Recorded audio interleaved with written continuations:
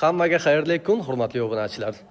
Hovlidan xabar olishga keldik. Bu yerda ustalarimiz ishlayapti. Men bu xonani ham boshlagan, mehmonxonani. Bu yoqdagi hozir ish jarayonlarini biroz ko'rsatib o'taman. Devorlari sal oqartirilgan, podmayak qilib. Stobo qanday bo'lyapti? Zo'rmi? Va alaykum assalom. Xo'p, mana bu zal patolog urildi, patolog yo'q edi. O'tgan safar ko'rsatganimni, u yoqda spalnikini ham patologini qilgan va bu tomonda oshxonada ham ishlar ketyapti. Video qildik bugun, obzorcha qildik. Kelaverasizlar. Remont kerak bo'lsa, Feruz nomerini yozib qo'yaman har doimgidek. Yana hali bitgandan keyin to'liq videosini ko'rsatamiz. Hozir jarayonlardan ham ozgina video qildik. Videosi ertaga chiqishi mumkin. Hammaga rahmat.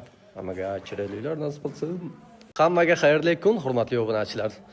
Hovlidan xabar olishga keldik. Bu yerda ustalarimiz ishlayapti. Men bu xonani ham boshlagan, mehmonxonani. Bu yoqdagi hozir ish jarayonlarini biroz ko'rsatib o'taman. Devorlari sal oqartirilgan, podmayak qilib. Stobo qanday bo'lyapti? Zo'rmi? Va alaykum assalom. Xo'p, mana bu zal patolog urildi, patolog yo'q edi. O'tgan safar ko'rsatganimni, u yoqda spalnikini ham patologini qilgan va bu tomonda oshxonada ham ishlar ketyapti.